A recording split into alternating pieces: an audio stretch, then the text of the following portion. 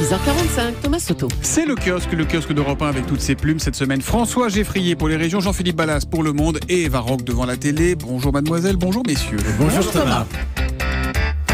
Eh bien voilà, tout ça pour ça, c'est fait. Macron et Hamon élus. C'est aujourd'hui en France qui nous le révèle ce matin. Les deux candidats vont intégrer le Robert 2018. Ils ne s'y sentiront pas trop seuls, puisque Marine Le Pen, François Fillon et Jean-Luc Mélenchon ont déjà droit à leur strapontin dans le dico. C'est la principale nouveauté dans l'actualité politique ce matin, car pour le reste, il faut bien le dire, ça tourne un peu en rond. Ainsi, ce même quotidien aujourd'hui fait sa une sur la chasse aux indécis qui est ouverte. Variation à peu près sur le même thème en une du Monde. Les incertitudes sans précédent d'un scrutin. Plus original, la une de l'Opinion qui nous présente le top 12 des mesures délirantes. Alors Benoît Hamon est cité 4 fois, Marine Le Pen 2, cité également Emmanuel Macron et François Fillon. Mais la palme, c'est pour Jean-Luc Mélenchon, 5 distinctions pour l'Opinion. Le candidat de la France Insoumise qui fait également la une des Échos. Mélenchon, le nouveau risque français. Il paraît que le scénario d'un duel Le Pen-Mélenchon au second tour fait monter les taux sur les marchés qui sont complètement affolés. Quant à Libération s'interroge ce matin où passe l'argent. Le quotidien nous raconte à quel point la présidentielle est devenue une course de fond. Depuis l'affaire Big Malion, les candidats doivent répondre à une exigence de transparence accrue. Mais c'est quelques pages plus tard, toujours dans Libé, que vous trouverez l'histoire la plus stupéfiante du jour. C'est celle d'une mannequin roumaine. Elle a 18 ans et elle vient de mettre aux enchères sa virginité. Elle a mise aux enchères sur un site allemand d'Escort Girl. Virginité adjugée, écoutez bien, 2 300 000 €. Le porc qu'il a acheté est un homme d'affaires de Hong Kong. La jeune femme, elle affirme avoir eu cette idée quand elle avait 15 ans en regardant le film Proposition indécente. Alors, initiative choquante, pas pour la porte-parole du syndicat allemand du travail sexuel. La première fois n'a pas la même valeur pour tous, dit-elle. Si je pense à ma première fois, 2,3 millions sont vraiment un très bon deal. Bah oui, c'est comme ça en 2017. La dignité humaine se mesure au nombre de zéros sur le chèque. C'est une histoire vraie qui est à lire dans Libération.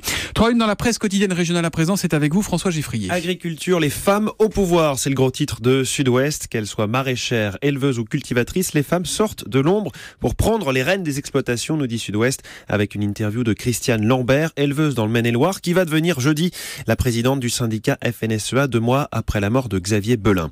À Lyon, fini le stationnement gratuit pour les médecins, c'est-à-dire aujourd'hui en France. Pour les kinés, infirmiers, médecins et sages-femmes, c'est désormais 240 € d'abonnement annuel, plus chaque heure qui est facturée 1 €, ce qui ferait donc un coût réel de 2 200 € par an, selon un représentant du secteur, alors que dans le même temps, la Sécu incite les patients à rester chez eux. C'est un peu gonflé ça quand même, non? Oui, c'est ça change tout en tout cas. Et puis, elles arrivent, vous les entendez peut-être, les cloches de Pâques. Attendez. Vous entendez quelque chose ou pas? Ah oui.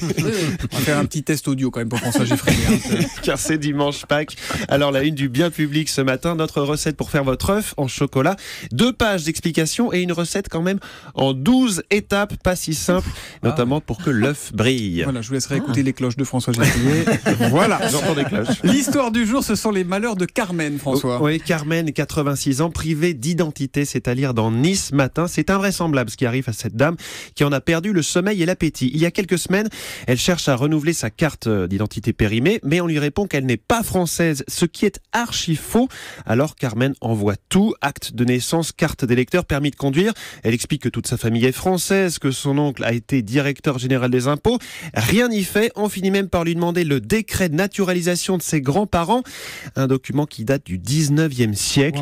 Wow. Carmen a un besoin urgent de sa carte d'identité pour une hospitalisation prochaine. En tout cas, elle persiste. Si c'est pour me priver de voter à la présidentielle, c'est raté, je voterai pour faire entendre ma voix de citoyenne française. Bon, il faut faire quelque chose pour Carmen, comme c'est pas quand même. Non. Allez, on relaye son appel. Eh ben c'est relayé, c'est fait. La presse internationale, Jean-Philippe Ballas, ce matin, la Grande-Bretagne, il y a une photo qui fait le tour du monde et qui transforme une jeune femme en icône. Oui, c'est une photo qui dit beaucoup de choses. Elle a été prise ce week-end lors d'une manifestation d'un groupe d'extrême droite dans la petite ville de Birmingham. Je vous décris l'image. Une jeune femme et un homme face à face. Quelques centimètres à peine les séparent. Et le contraste est saisissant. L'homme est plutôt agressif, tendu. Vous me direz, il est d'extrême droite. Mais la jeune femme, elle, au contraire, lui sourit, les mains dans les poches, les yeux dans les yeux, tranquille, un peu bravache, pas intimidée du tout. Il y a un policier juste derrière. Je vous ai mis d'ailleurs la photo sur le compte Twitter. 2 visages, 2 expressions qui en quelques heures vont inonder les réseaux sociaux. Une députée britannique tweet avec ce commentaire.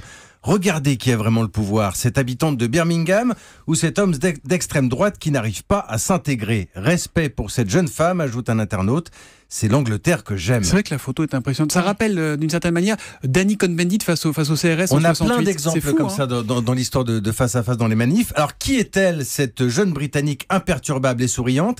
Bien, elle s'appelle Safia Khan. Elle est d'origine pakistanaise et bosniaque. Et la voici soudain invitée sur tous les plateaux télé, visiblement très surprise, mais toujours aussi calme, relaxe, détendue. Elle raconte simplement à la BBC l'histoire de cette photo. Pendant la manif, j'ai vu une jeune femme voilée, encerclée par une vingtaine d'hommes. Ils lui ont dit qu'elle n'était pas britannique.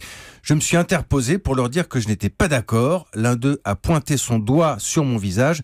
C'était plutôt agressif. Et quand la journaliste lui demande pourquoi ce sourire, malgré la tension évidente, eh bien Safia répond « Je ne sais pas. Parfois, il est plus important de sourire que de crier.